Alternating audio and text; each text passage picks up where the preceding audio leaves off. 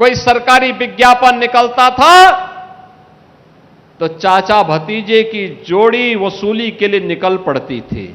राम की भक्ति ऐसे कालनेमियों को पूरी तरह निपटाने में भी सहायक हो जाती है। समाजवादी पार्टी रामपुर के चाकों का दुरुपयोग करके जनता की जमीनों पर कब्जा करती थी।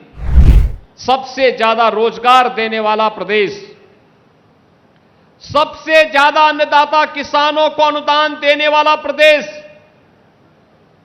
सबसे ज्यादा युवाओं के लिए रोजगार सृजन करने वाला राज्य,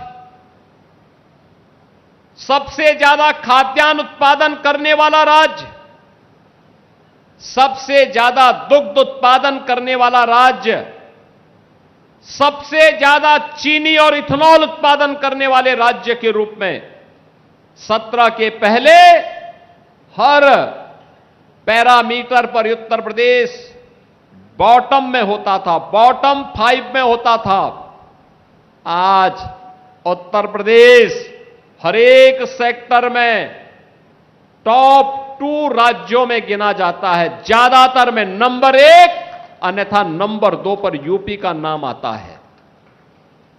बहनों और भाइयों, 2017 के पहले याद करिए, यही प्रदेश था, पहचान का संकट था। न बेटी सुरक्षित थी, न व्यापारी सुरक्षित था।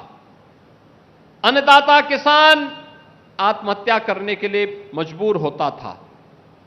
नौजवान के लिए कोई रोजगार नहीं।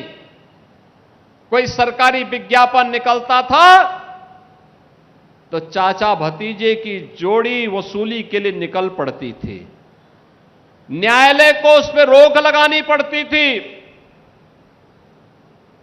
सरकार की निरंकुश नीतियों के कारण हमारा परंपरागत उद्यम बंद हो रहा था।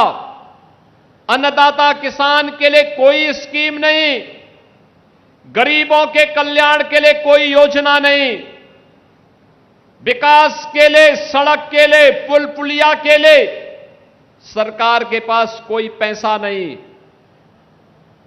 बहनों और भाइयों,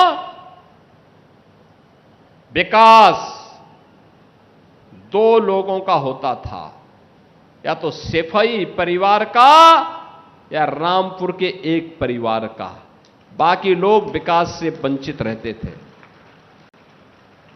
इन्होंने सामाजिक ताने बाने को छिन्न भिन्न किया, जनभावनाओं के साथ खिलवाड़ किया, विरासत को अपमानित करने के लिए, बहन बेटियों को अपमानित करने के लिए समाजवादी पार्टी ने कुछ भी कोर कसर नहीं छोड़ी थी। बहनों और भाइयों, आज मैं कह सकता हूं, जिस उत्तर प्रदेश में विरासत का अपमान समाजवादी पार्टी की सरकार में होता था, वे कहते थे कावड़ यात्रा नहीं निकलने देंगे। उत्सव के पहले उपद्रव प्रारंभ हो जाते थे। कोई पर्व और त्योहार के पहले दंगों पंगे फसाद उत्तर प्रदेश की पहचान बन जाती थी। 2017 के पहले न होली, न दीपावली, न विजयादशमी, न रामनवमी, न सावन के महीने का कोई पर्व, न जन्माष्टमी के आयोजन को ही करने दिया जाता था। आज आप देखते होंगे कावड़ यात्रा धूम धड़ाके के साथ निकलती है, कोई रोक टोक नहीं। दुर्गा पूजा शानदार तरीके से होती है, कोई रोक टोक नहीं। दीपावली का आयोजन पूरी भव्यता के साथ होता है, कोई रोक टोक नहीं।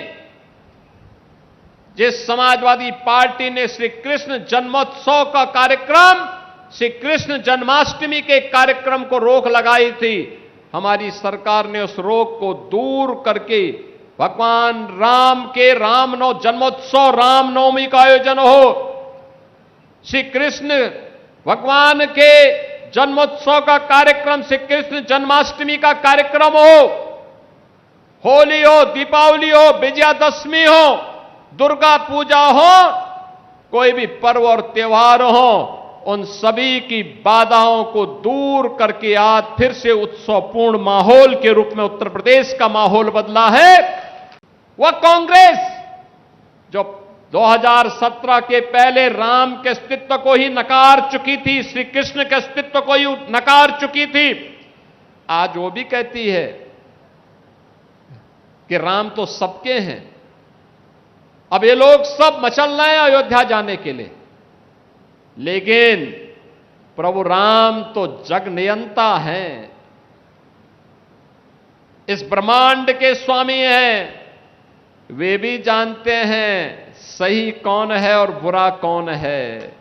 भगवान राम की भक्ति तो हनुमान जी के अंदर इतनी ताकत पैदा कर देती है कि अगर लक्ष्मण जी को बचाने के लिए संजीवनी बूटी लेने के लिए जा रहे श्री हनुमान जी के साथ कोई कालनेमी छल छद्म से धोखा दे करके उन्हें इससे वंचित करने का कुत्सित प्रयास करता है, राम की भक्ति ऐसे कालनेमियों को पूरी तरह निपटाने में भी सहायक हो जाती है।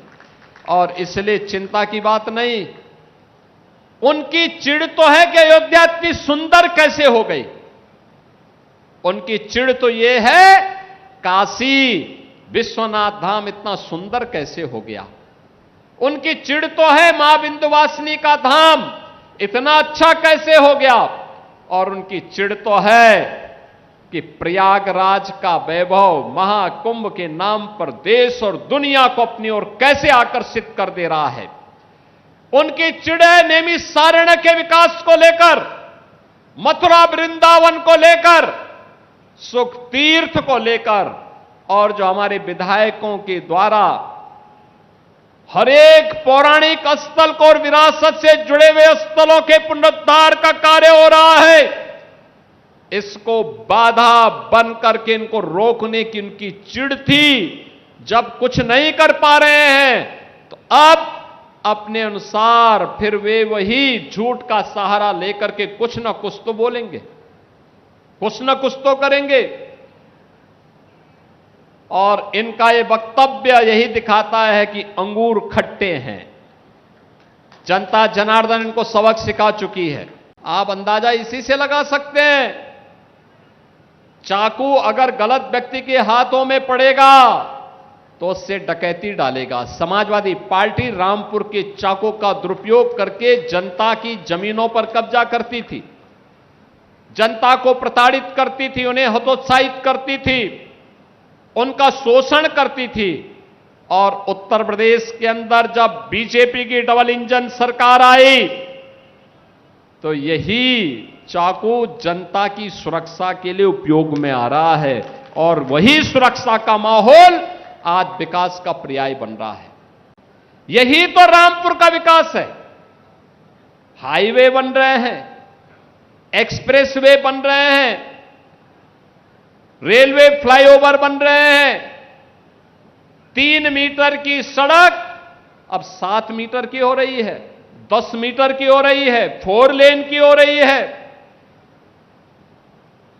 जहां पे जो प्रस्ताव आया उस प्रस्ताव को हमने अपनी सहमति देकर के आगे बढ़ाने का काम किया है, क्योंकि प्रण एक ही है कि कोई भी वंचित न रहने पाए। विकास की प्रक्रिया में सभी लोगों को एक समान रूप से हम आगे बढ़ाएंगे।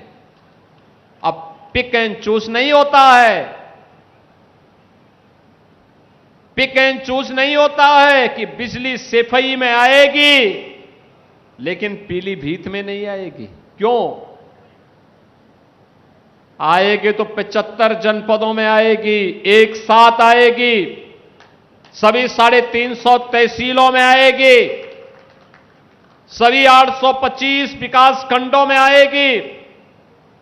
यहां पे जब श्रीमती राजबाला जी कह रही थी कि फायर स्टेशन स्थापित हुआ है, बहनों और भाइयों, हर तहसील पर सरकार का संकल्प एक फायर स्टेशन की स्थापना करेंगे। जिनके प्रस्ताव आ गए हैं उनको हमने सहमति दे दी, स्वीकृति दे दी, धनराशि मुक्त कर दी।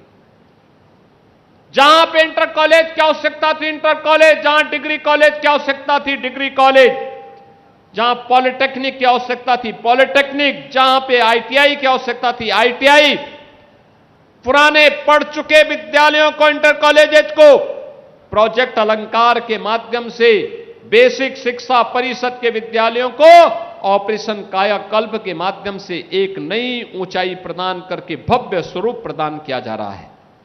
अब विकास रुकने वाला नहीं है, विकास थमने वाला नहीं है। नौजवान के जीवन के साथ कोई खिलवाड़ नहीं कर सकता। अब कोई किसी बहन के खिलाफ अपमानजनक टिप्पणी नहीं कर सकता, नहीं कर सकता है। बेटी की सुरक्षा में कोई सेंध नहीं लगा सकता है। अब लगाएगा तो उसको मालूम है कि इसके बाद आगे क्या होने जा रहा है।